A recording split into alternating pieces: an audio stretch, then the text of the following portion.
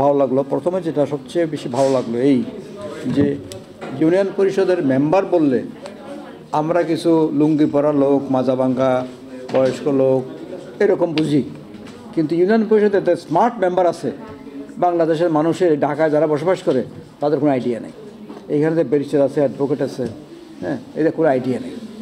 যার ফলে আপনারা যেমন কথা বলার সময় চৌকিদারকে বললেন, ঠিক অন্যরাও কিন্তু একই আপনাদেরকে উদাহরণ দেয়। সেই জন্য প্রথমত নিজের আত্মমর্যাদা এবং আরেকজনের আত্মমর্যাদা সম্পর্কে আপনাদের সচেতন থাকতে হবে। আমরা কাউকে অমর্যাদা করব না, এটা আমার একটা প্রথম কথা। তো এখানে ভোলা থেকে তিনি বললেন, উনি কিন্তু আত্মসমালোচনা করেছেন। আপনাদের মধ্যে আত্মসমালোচনা খুব একটা দেখা যায়নি।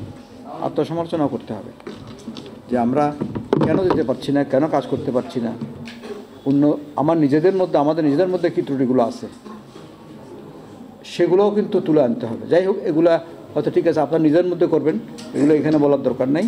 এখানে কিছু নীতিগত পরিবর্তনের কথা আমরা চাচ্ছি, আশা করছি সেটা আপনারা যতটুকু সম্ভব বলেছেন। ওই মাইক্রোফোনটা দেন।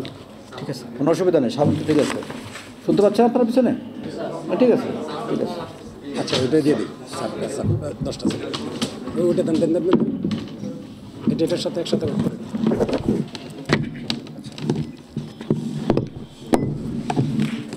রানা সাহেবকে ধন্যবাদ। উনি আপনাদের এই যে জিনিসগুলো করার ক্ষেত্রে অনেক সহায়তা করেছেন। আমি খুবই কৃতজ্ঞ, কারণ হচ্ছে বাইরে থেকে এসে ঢাকায় অনেক সময় প্রোগ্রাম করা, প্রেস ক্লাবে আয়োজন করা, এটা খুব ডিফিকাল্ট হয়ে যায়।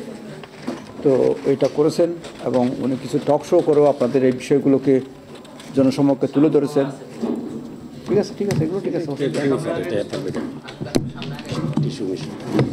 আচ্ছা ঠিক আছে।